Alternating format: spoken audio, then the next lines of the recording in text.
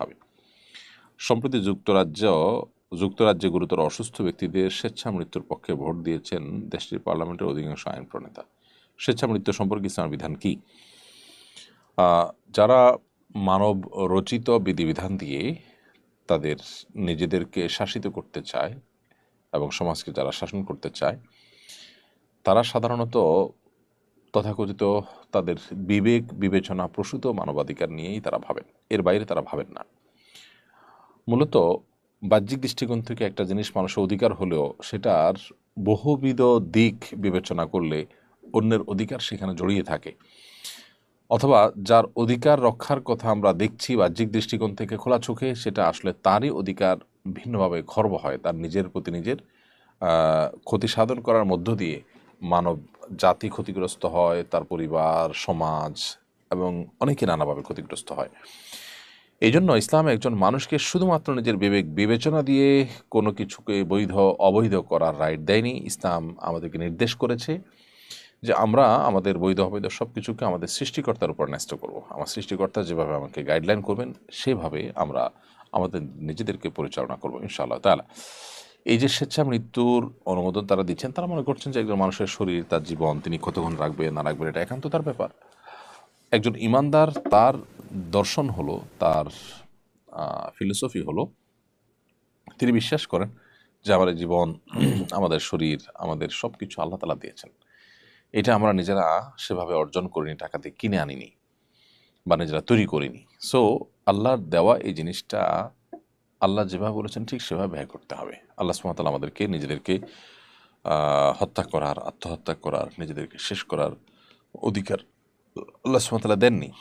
আল্লাহ সুবহানাহু ওয়া তাআলা আমাদের প্রত্যেককে আমাদের জীবনকে আমাদের শেষ বিন্দু দিয়ে রক্ষা করবার নির্দেশ করেছেন। সেটি আমাদের করতে হবে। এটা আল্লাহর পক্ষ থেকে আমানত, সেটা আমরা রক্ষা করতে হবে। যদি কেউ স্বেচ্ছা মৃত্যুর পথ বেছে নেন ইসলামের শরীয়তের দৃষ্টিকোণ থেকে, তিনি অপরাধী হবেন, গুনাহগার হবেন। নবী করিম সাল্লাল্লাহু আলাইহি ওয়াসাল্লাম এক জেহাদে দেখতে পেয়েছেন যে একজন ব্যক্তি তিনি যুদ্ধরত। যুদ্ধে তিনি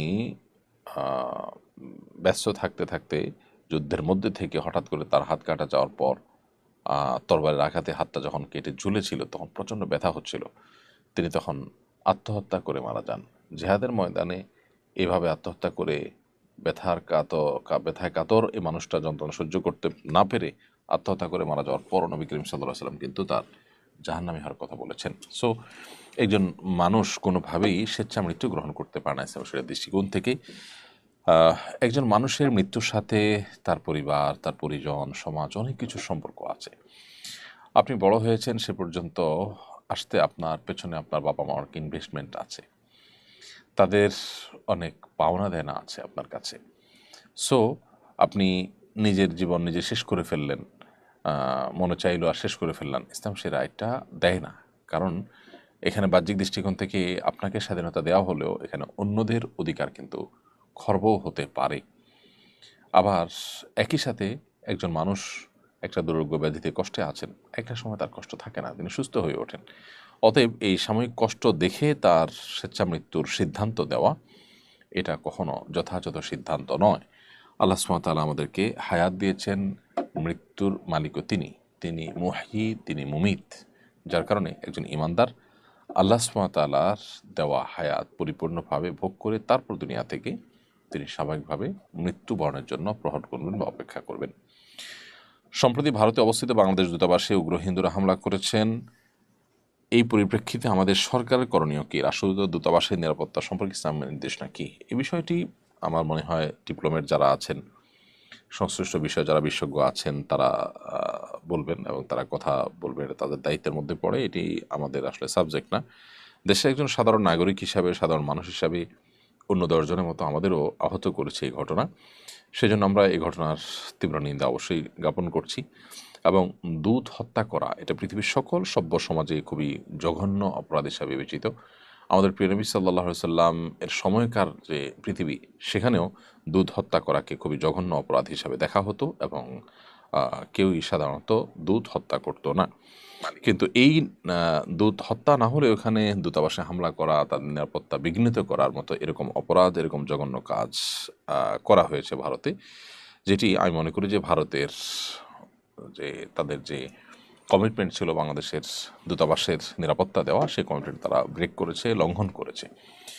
প্রতিবেশী হিসাবে তারা তাদের দায়িত্বশীল আচরণ করতে যদি ব্যর্থ হয় এবং তাতে যদি প্রতিবেশীর আশ্বাস তার সম্পর্ক নষ্ট হয়, তাহলে সেক্ষেত্রে তার দায় দায়িত্ব পরিপূর্ণভাবে ভারতকে নিতে হবে। কারণ একচেটিয়াভাবে ভারত এখানে তারা উগ্র আচরণ করছে এবং তারা দায়িত্বশীলতার পরিচয় দিচ্ছে না।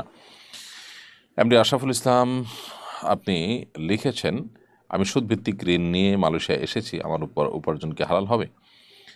সুদভিত্তিক ঋণ নিয়ে আসার কারণে আপনার হালাল উপার্জন হারাম হয়ে যাবে না। তবে সুদভিত্তিক যে ঋণ নিয়ে এসেছেন সেটি কারণে আপনি জঘন্য গুনাহ করেছেন, কাবিরা গুনাহ করেছেন, তার জন্য আল্লাহ সুবহানাহু ওয়া তাআলার কাছে আপনি তওবা নাসুহা করবেন, ইস্তেগফার করবেন, ক্ষমা প্রার্থনা করবেন, সেটি আপনার কর্তব্য।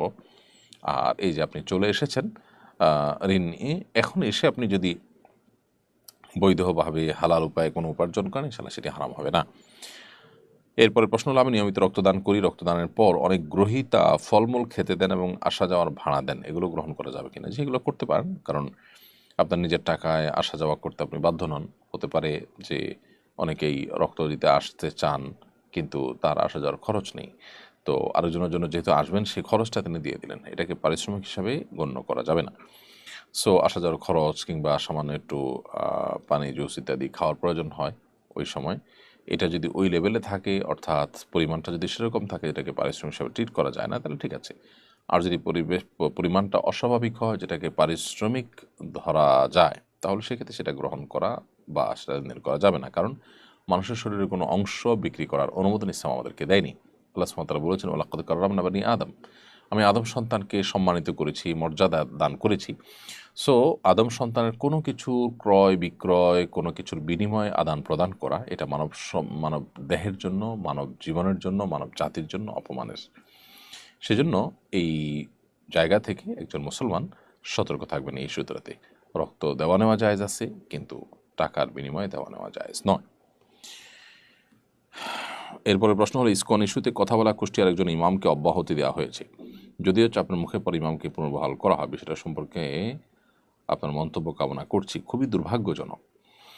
একটি প্রতিষ্ঠান, একটি সংগঠন, তারা তাদের উগ্রতার পরিচয় ইতিমধ্যে বারবার দিয়েছে, বিভিন্ন সময় অস্ত্রসহ ধরপাকড় হয়েছে এবং তাদের যে উগ্র আচরণ সেটা দিন দুপুরে মানুষ হত্যা করেও সেটা তারা প্রমাণ দিয়েছে, জানান দিয়েছে। এরপর একটা সভ্য সমাজে এই রকম কোনো প্রতিষ্ঠানের কোনো কর্মকাণ্ড চলতে আসলে পারে না। তাদের ব্যাপারে করণীয় ঠিক করা, পদক্ষেপ গ্রহণ করা, এগুলো আমাদের আশু কর্তব্যের মধ্য থেকে একটি বলে আমরা মনে করি। সো সরকারের উচিত তাদেরকে নিষিদ্ধ করা এবং নিষিদ্ধ করার আওতায় নিয়ে আসা। তাদেরকে যদি নিষিদ্ধ করা না হয়, তাহলে সকল সন্ত্রাসী সংগঠনই কাজ করবার অধিকার রাখে। ব্যাপারটা এরকম। তাদের উপর বিস্তারিত প্রতিবেদন, তদন্ত ইত্যাদি করে প্রয়োজনে তাদেরকে নিষিদ্ধ করা এবং আরও যে সমস্ত পদক্ষেপ নেওয়া যেতে পারে সেগুলো নেওয়াটা খুবই গুরুত্বপূর্ণ আমরা মনে করি। এদেশে সাম্প্রদায়িক সম্প্রীতি নষ্টের ক্ষেত্রে তারা অনেক বেশি ভূমিকা পালন করছে। সাধারণ হিন্দু ভাইরা তারা মুসলমানদের সাথে এখানে মিলেমিশে একাকার হয়ে আছে, একসাথে বসবাস করছে।